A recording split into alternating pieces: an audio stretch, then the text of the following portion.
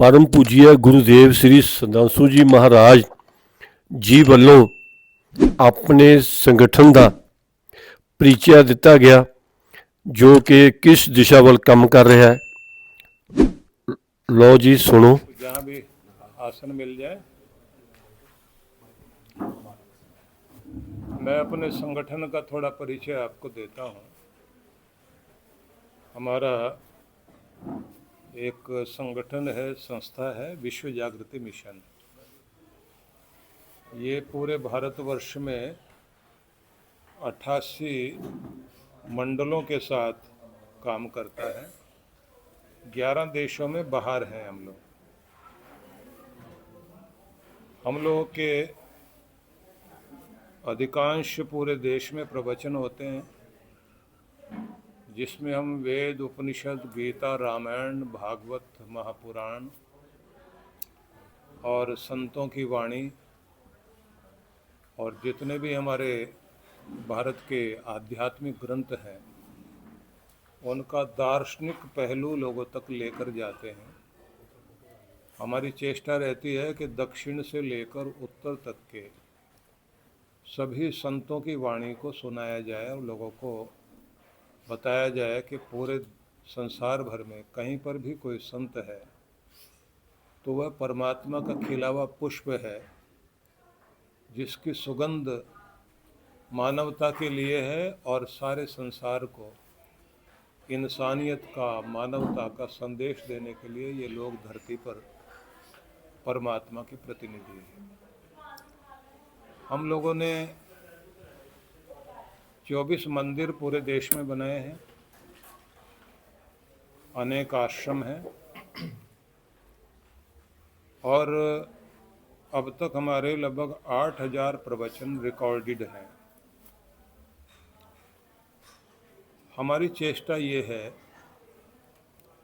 कि एक तरफ हम लोगों को सत्संग के द्वारा जागृत करें, जो हमारा अध्यात्म है उससे जोड़ें। दूसरी तरफ ध्यान के द्वारा, मेडिटेशन के द्वारा भगवान की भक्ति से भी जोड़ा जाए। इसके लिए हमने हिमाचल प्रदेश में एक बड़ा ध्यान केंद्र बनाया है, व्यास नदी के तट पर।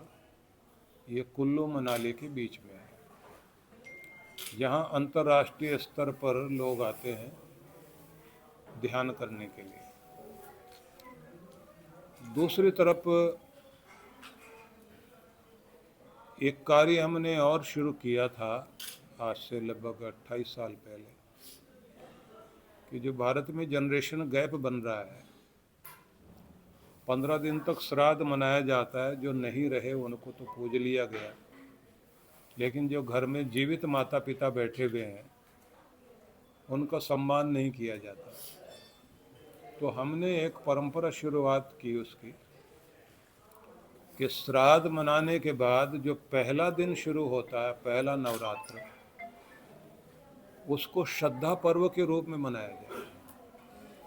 और वो श्रद्धा पर्व है कि घर के अंदर जो भी दादा दादी है, माता पिता हैं, उनका सम्मान दिवस उस दिन मनाया जाना चाहिए। और उनको महीने में एक बार कम से कम पूरा दिन कहीं घुमाने के लिए ले जाएं, उन्हें जेब खर्ची दें। उनको ये कहें कि जब हम बच्चे थे तो आप हमें पॉकेट मनी देते थे, अब सब कुछ आपका है, लेकिन फिर भी कुछ अलग से राशि दे करके हम जैसे भगवान को या मंदिर में, गुरुद्वारे में मत्था टेकते हैं तो पैसा भी चढ़ाते हैं। तो ये तन से, मन से, धन से समर्पण है। तो एक परंपरा ये हमने शुरू की और इसको लगभग सभी भारत में भी और 11 देशों में बाहर भी जो हमको श्रद्धा रखने वाले लोग हैं वो इसको मनाते हैं। क्योंकि हम ये मानते हैं कि अगर भारत देश राम से प्रभावित देश है तो राम जी ने अपने माता पिता को सम्मान देने के लिए राज्य पाठ छोड़ दिया, 14 साल तक वन में जाकर रहे। श्रवण कुमार एक ऐसा युवक जिसने माता पिता का दर्शन कराने के लिए 4 धाम की यात्रा के लिए कांवड़ कंधे पर रखकर पहाड़ों पर चढ़ गया, उसके नाम से देश को याद किया जाता है। पंढरपुर महाराष्ट्र में एक तीर्थ है जो पुंडलीक नाम के एक युवक के द्वारा भगवान के दर्शन वहाँ हुए उसको, क्योंकि उसने अपने पिता की सेवा करते करते भगवान की भक्ति करते करते दर्शन पाए। तो एक पूरा तीर्थ बना हुआ है। तो जहाँ भारत में इस तरह के तीर्थ हैं और वहाँ माँ बाप अनाथों की ज़िंदगी जिए, क्योंकि ये समस्या पंजाब में भी देखने को मिल रही है कि बच्चे जाकर के कनाडा में, अमेरिका में, इंग्लैंड में बस गए और माँ बाप वहाँ जाना नहीं चाहते, उनका मन नहीं लगता, तो यहाँ वो बेचारे अकेले ज़िंदगी जी रहे हैं। और कभी कभी ऐसा होता है कि दोनों में से कोई एक चला गया तो एक अकेले को ज़िंदगी बितानी बहुत भारी होती है। और दुखद स्थिति ये हो गई है कि जैसे आपने पीछे अखबारों में पढ़ा कि एक बच्चा कनाडा में है और उसके पिताजी यहाँ, उसकी डेथ हो गई और वो अंतिम संस्कार में नहीं आ पाया। उसके रिश्तेदारों ने अंतिम संस्कार किया और उसने वीडियो पर उसको देखा कि पिताजी का अंतिम संस्कार हो रहा है। तो जहाँ फेस टू फेस नहीं बैठने की परंपरा रह गई, फेसबुक पर, वीडियो पर हम लोग बैठ रहे हैं, रिश्तों को इतना कमज़ोर कर लिया। तो वहाँ हमने ये परंपरा शुरू की कि लोगों के अंदर भावनाएं आए। दूसरी तरफ हमने एक और कार्य शुरू किया। वह कार्य था कि जो रैगिंग भारत में शुरुआत में जब बहुत ज़्यादा इसका प्रभाव बढ़ा, तो हम लोग कॉलेज में, यूनिवर्सिटीज़ में हमारे युवक लोग जाते थे, समझाते थे कि परिचय एक अलग चीज़ है, परिचय के नाम पर अत्याचार और डर पैदा कर देना अच्छी बात नहीं। तो हम सफल नहीं हो पाए। उसके बाद हमने रैगिंग को बंद कराने के लिए सुप्रीम कोर्ट में रिट दायर की और ये जो कानून बना तो उसमें पहल हमने की थी। हमारी तरफ से रैगिंग बंद कराने के लिए याचिका दायर की गई थी। मिशन की तरफ से, विश्व जागृति मिशन की तरफ से की गई थी। उसके बाद में हम लोगों ने जो हॉस्पिटल बनाए, 2 हॉस्पिटल हमारे हैं, दिल्ली में चलता है एक हॉस्पिटल, एक हमारा फरीदाबाद में, हरियाणा में चलता है। उसमें हम जहाँ 16 लाख लोगों का अब तक ट्रीटमेंट कर चुके हैं, वहीं एक शुरू में हमने कार्य शुरू किया था कि ब्लड डोनेशन कैंप लगाते थे फौजियों के लिए। हम लोगों से कहते थे जो आपके लिए खून बहाते हैं, आप उनके लिए इतना तो कर ही सकते हैं कि उनके लिए ब्लड डोनेशन कीजिए। तो बरसों तक ये परंपरा चली। उसके बाद में उनकी तरफ से ये निवेदन आया कि आर्मी वाले इस तरह से खून अब नहीं लेंगे, कुछ समस्या रही होगी, कारण रहे होंगे। तो उन्होंने हमको कहा रेड क्रॉस को दीजिए आप। तो वो परंपरा हमारी कुछ दिन ऐसे विशेष रखते हैं जिन पर पूरे भारतवर्ष में हजारों लोग जो है ब्लड डोनेशन करते हैं। इस तरह के छोटे कार्य तो, छोटे छोटी सेवाएं तो चला ही रहे हैं हम लोग। कुछ बड़ी सेवाएं भी हैं, क्योंकि हमने 2 तरह की चीज़ें रखी है, एक तरफ सत्संग, एक तरफ साधना, दूसरी तरफ सेवा, सहानुभूति और सहयोग। उसमें हमारा प्रयास रहा कि समाज में जो सबसे पीछे खड़ा हुआ है वहाँ तक हम अपनी सेवा और प्यार पहुँचाएं। तो इस पर जब हमारी कमेटी में विचार हुआ कि समाज में सबसे पीछे कौन है, तो बात आई कि अनाथ व्यक्ति जो है दुनिया में सबसे पीछे है। फिर सवाल है अनाथों में भी सबसे पीछे कौन है, हम वहाँ से सेवा शुरू करें। तब ये समझाया गया कि अनाथों में सबसे पीछे हैं जिनके माँ बाप को नक्सलाइट लोगों ने मार दिया और वो जंगल में अनाथ बच्चा पड़ा हुआ है और उसको ले जा कर के माफिया वाले अपनी तरफ जोड़ करके और गलत रास्ते पर खड़ा कर रहे हैं। तब हमने झारखंड के अंदर 2 स्कूल बनाए और एक अनाथालय हमने स्थापित किया गुजरात में, सूरत के अंदर। सूरत में खोला इसलिए था क्योंकि हमको ये लगता था कि अगर अनाथ बच्चे को हम पढ़ाएंगे तो फिर वो बच्चा, जब हमने पढ़ाना शुरू किया तो हमारी जिम्मेदारी है कि पढ़ने के बाद उसकी जॉब भी लगनी चाहिए, घर गृहस्थी बच सके। तो इसके लिए हमने ऐसी जगह ढूंढी कि जहाँ पर बहुत सारी इंडस्ट्री भी है, पैसे वाले लोग भी हैं, तरस खा सकते हैं। तो अब जितने भी हमारे यहाँ बच्चे पढ़ के निकलते हैं, लगभग 90% लोगों की नौकरियाँ लग जाती हैं।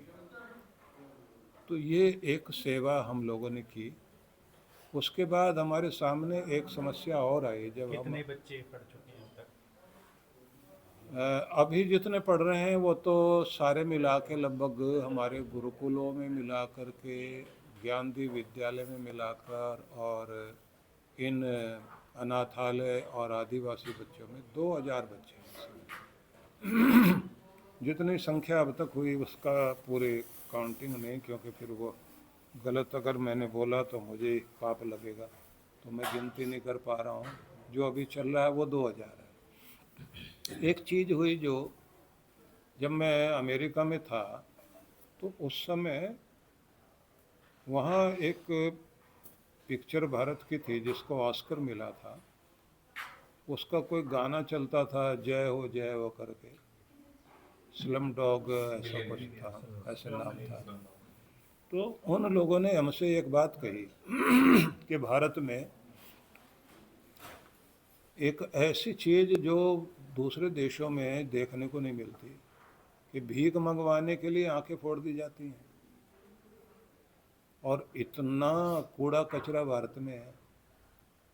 तो ऐसे बच्चों के लिए आप क्या कर रहे हैं?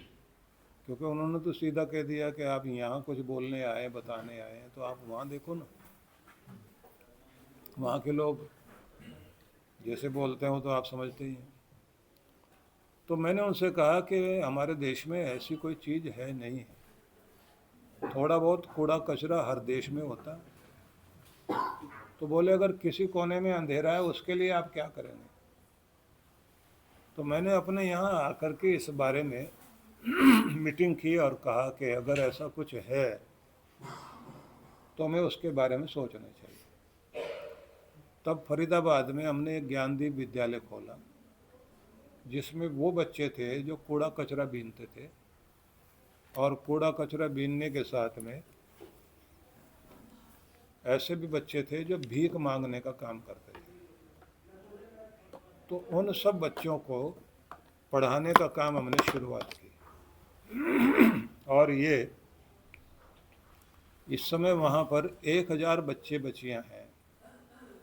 उनमें से लड़के जो है वो दोपहर बाद आते हैं पढ़ने के लिए, लड़कियाँ सुबह आती हैं, क्योंकि उनके माँ बाप ने हमारे सामने शर्त रख दी कि हमारा बच्चा रोज़ 200 रुपये कमा लेता है पनियाँ इकट्ठी करके, प्लास्टिक इकट्ठी करके, आप तो पढ़ा लिखा के हमारे बच्चों को बेरोजगार कर दोगे, तो हम तो उनको ये काम बंद नहीं करेंगे। हमने उनसे कहा कि भाई जो आप करा रहे हैं वो तो हम नहीं रोकते, नहा धो कर के बच्चा अगर दोपहर को हमारे यहाँ पढ़ने आ जाए तो ज़्यादा अच्छा है। तो बच्चे आने लगे। उसके बाद में फिर सवाल आया कि इन बच्चों को थोड़ा और बेहतर किया जाए, पूरी ज़िंदगी कूड़े में ना बीत जाए। तो उसके लिए फिर हमने स्किल डेवलपमेंट कोर्स कराना शुरू कर दिया।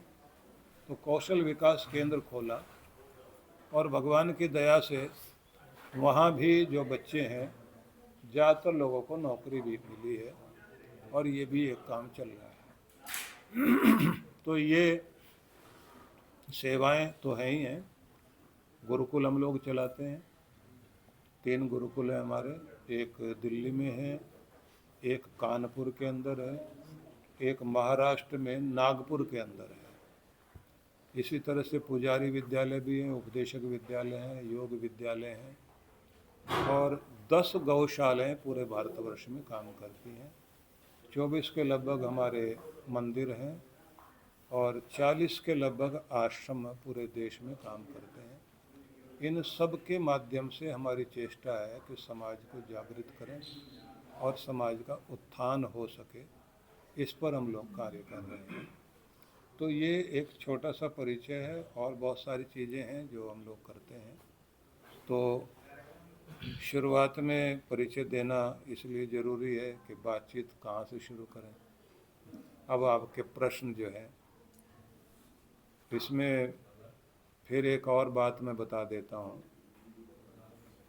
पीछे कुंभ के अवसर पर पूरे भारतवर्ष के संतों को इन्होंने इकट्ठा किया विश्व हिंदू परिषद में। तो उसमें हम लोगों को बुलाया गया, तो वहाँ एक प्रश्न आया कि भारतवर्ष 1000 साल के बाद आज़ादी प्राप्त कर पाया, तो ये अमृत काल चल रहा है। तो इस संबंध में बहुत सारे लोग बहुत कुछ बोल रहे थे। मैंने वहाँ थोड़ा सा अलग धारा में बात करी। मैंने कहा ये गौरव का विषय है कि हम 1000 साल के बाद गुलामी से बाहर आए, लेकिन पूरे संसार भर में भारत के सिवाय और कोई ऐसा देश नहीं है जो 1000 साल तक गुलाम रहा। तो मैंने कहा सवाल यहाँ से शुरू होता, हम गुलाम रहे क्यों, और अगर दोबारा गुलाम हो जाए तो ऐसे कारण अगर कहीं हैं तो उस पर हम क्या कर रहे हैं। सब लोगों ने, मैंने कहा जो बोला है उसमें ज़्यादातर बात ये की है कि लॉर्ड मैकाले अंग्रेज ने भारत में शिक्षा पद्धति को बदला और भारत के जो उस समय के 7.5 लाख गुरुकुल और विद्यालय थे उनको बंद करवा के कॉन्वेंट कल्चर को लाने के लिए, जिसमें सिर्फ उनके मतलब के बच्चे तैयार हों जो उनके ऑफिस में काम करें। हायर एजुकेशन भारत में नहीं दी जाएगी, उसे बाहर पढ़िए। तो उस तरह की चीज़ें तैयार की गई और स्थिति ये हो गई कि हमारे देश में कोर्ट में भी जिसका मुकदमा है उसे यही नहीं पता कि बोला क्या जा रहा है, सुना क्या जा रहा है और फैसला क्या दिया गया है। वकील अलग लैंग्वेज बोलता है। ज़मीन जायदाद के लिए रजिस्ट्री कराई जाए तो उसमें भी अब थोड़ा सा ये जो है प्रादेशिक भाषाएं जोड़ने लग गए हैं, लेकिन अभी भी पुरानी चीज़ें चल रही हैं। डॉक्टर जो करता है वो भी, और नाम दे दिया जाता है कि टेक्नोलॉजी में आगे बढ़ना है तो लैंग्वेज तो ऐसी होनी चाहिए, इंग्लिश के बिना काम नहीं चलेगा। तो जर्मनी कैसे आगे बढ़ गया, फ्रांस कैसे आगे बढ़ गया, चीन कैसे आगे बढ़ गया, जापान कैसे आगे बढ़ गया। सिर्फ 14 देशों में ही तो ये इंग्लिश का इतना प्रभाव है। तो मैंने कहा भाई समस्या ये है कि अगर वो 7.5 लाख विद्यालय और आपके गुरुकुल बंद किए गए तो आप लोग क्या कर सकते हैं। तो मैंने कहा भाई मैं ये कह सकता हूँ कि अगर इतने सारे महात्मा लोग यहाँ बैठे हुए हैं, सबके पास एक एक आश्रम है, तो एक गुरुकुल वहाँ आप चलाइए। देश के प्रति, धर्म के प्रति, माता पिता के प्रति सम्मान की भावना तो जागे, अपने ऊपर गर्व करने वाले बच्चे बन सकें। हायर एजुकेशन भी हम लोग दें, मॉरल एजुकेशन भी दें, इस पर तो काम हो सकता है। तो मैंने कहा कि भाई मैं अपनी तरफ से आने वाले कुंभ में 12 साल के बाद दूसरा जो कुंभ आएगा तो 10 गुरुकुल खोलने के लिए मैं अपनी तरफ से कहता हूँ।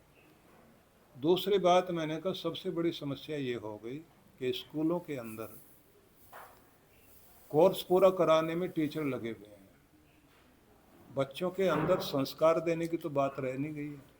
इसलिए माँ बाप की कोई इज्जत नहीं है, बच्चों के अंदर मैनर्स नहीं है। पैसे को ही माँ बाप समझ लिया सबने, और पैसा कमाना है तो किसी भी ढंग से कमाना है, कितना भी घटिया बन के कमाना है, कैसे भी रह करके। उसके बाद में बहन बेटी के साथ में क्या रिश्ता होना चाहिए, कैसे बातचीत करनी चाहिए, महिलाओं की इज्जत कर सके, बड़ों की इज्जत कर सके, वो तो है नहीं। तो सबसे बड़ी कमी है संस्कारों की। तो मैंने वहाँ एक एग्जाम्पल दिया कि महाभारत की कहानी लोग सुनाते हैं, उसमें 2 माताओं का वर्णन आता है, एक गांधारी है और एक कुंती है। एक के 100 बच्चे हैं और सारे के सारे बिगड़े हुए। और दूसरी एक ऐसी माँ है जिसका पहला ही बेटा धर्मराज है, शक्तिशाली है, बुद्धिमान है, ताकतवर है, सब कुछ है उनके पास, लेकिन संस्कार और मर्यादा के कारण घटिया स्तर पर नहीं उतरे। तो मैंने कहा जहाँ से शुरुआत होती है वो माँ से शुरुआत होती है कि बच्चे की परवरिश कैसे की जाए। तो इसके लिए ज़रूरी है कि हम लोग संस्कार केंद्र खोलें। तो मैंने कहा जितने मंदिर हैं हमारे, हर एक मंदिर के साथ में एक संस्कार केंद्र होना चाहिए। और मैंने कहा मैं अपनी जिम्मेदारी लेता हूँ, 108 संस्कार केंद्र भारत भर में खोलने के लिए मैं जिम्मेदारी लेता हूँ। और आप कितने लोग बैठे हुए, मैंने कहा आप क्या जिम्मेदारी लेते हैं। तो वहाँ के मुख्यमंत्री भी योगी आदित्यनाथ भी थे, बोले आप बाद में आके मिलिए। मैंने कहा हमें आपसे मिलना चाहिए, आपको आगे मिलना चाहिए। तो सवाल ये है कि हम सब की जिम्मेदारी बनती है कि अगर समाज बिगड़ रहा है, बच्चे बिगड़ रहे हैं, घर बिगड़ रहा है, जब तक एक बाप घर को संभालता रहा अपने कंधे पर लेकर के, तब तक उसकी कद्र है। उसके बाद में उसको कोने में बैठा दिया जाता है। रिश्ते नाते वैसे नहीं रह गए, 2 मिनट में तो तलाक हो जाती है। तो ये सारी चीज़ें अगर ठीक करनी है, क्योंकि जितने भी हम फिल्में देख रहे हैं, सीरियल चल रहे हैं टीवी पर, उसमें सामाजिक विकृति पैदा करने वाली चीज़ें तो बहुत है। क्रोध बढ़ाया जा रहा है, हिंसा बढ़ाई जा रही है, काम विकार बढ़ाए जा रहे हैं, मोह, अहंकार, इस चीज़ के लिए कहानियाँ लिखी ऐसी जाती हैं, ऐसे बदला लेना, ऐसे क्रूवल्टी करना। बूढ़े से बूढ़ी महिलाएं जो संस्कार दें वही बिगड़ी हुई दिखाते हैं ये लोग। बड़ी चालें चल रही है, ऐसा कर रही है, वैसा कर रही है। तो वो क्या चीज़ है जो ये लाना चाहते हैं भारत में? इससे तो अच्छा साउथ वाले लोग हैं, अभी भी फिल्में बना रहे हैं, कम से कम ये ज़मीन से जुड़ी हुई चीज़ तो दिखा रहे हैं। और नॉर्थ इंडियन लोगों ने साउथ वाली फिल्में देखनी शुरू कर दी और इनको अकल आने लग गई अब। तो इसलिए बहुत बड़ी जिम्मेदारी बनती है कि हम केवल कथा प्रवचन सुना के बैठ जाएं।